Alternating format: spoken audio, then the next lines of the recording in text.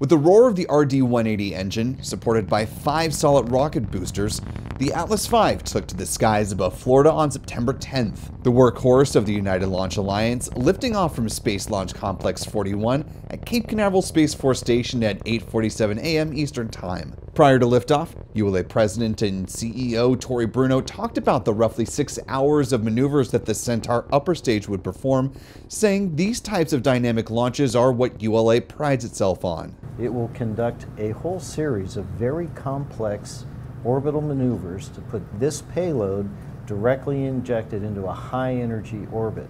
My rocket scientists love this mission because it is what Atlas was designed to do, and no other rocket does it better.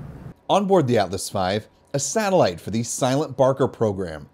It's a spacecraft with multiple payloads supporting a joint mission in geosynchronous Earth orbit between the U.S. Space Force and the National Reconnaissance Office. A report from the U.S. Government Accountability Office shows that the Silentbarker program is estimated to cost around $994 million. And it really was a perfect match because the NRO is really good at building satellites for ISR. And what we were really asking for was an ISR satellite in GEO to not only detect but to maintain custody of what's happening in GEO. So by leveraging the NRO's mission domain experience in ISR as well as their acquisition authorities in partnership with Space Force's ability to have assured access to space, it really was a great partnership. The director of the NRO, Dr. Christopher Scalise, said there will be at least one other mission launch supporting the Silentbarker program. Full operational capability is expected by fiscal year 2026. Scalise says having eyes in the geospace will be a key advancement for national security. So that's the purpose of it. It's really to be a watchdog in that orbital regime, in the geosynchronous orbit.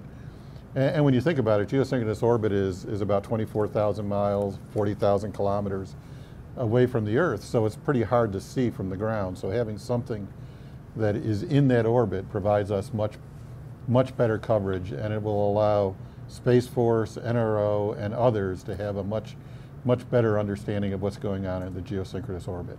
The Silentbarker mission is designed to replace the capability of the space-based surveillance Block 10 satellite. It launched back on September 25, 2010 from what was then Vandenberg Air Force Base using a Minotaur 4 rocket. Space Systems Command Commander Lieutenant Michael Gutlein described this as an exponential leap in capability. Today we primarily rely on our ground-based radars.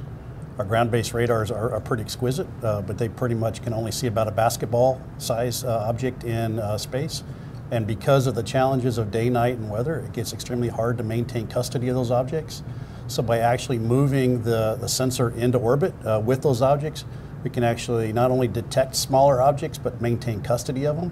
And when they operate out of the norm, we get indications of warning that there's something here. Sunday's launch also marked the 18th and final time an Atlas V rocket will launch supporting a mission for the NRO, leaving just 18 Atlas rockets left to fly before it's retired. Vulcan will have actually more capability than Atlas, a little bit more than the Delta IV Heavy in a single stick.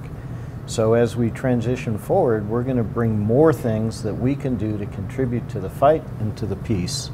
And we'll be flying that hopefully in Q4, and we'll continue on the great legacy of Atlas. In a way, it's kind of like an Atlas 6 of Vulcan is. Think of it that way. Reporting for Spaceflight Now, I'm Will Robinson Smith. And liftoff of the United Launch Alliance Atlas V rocket carrying Silentbarker NROL 107 for the National Reconnaissance Office.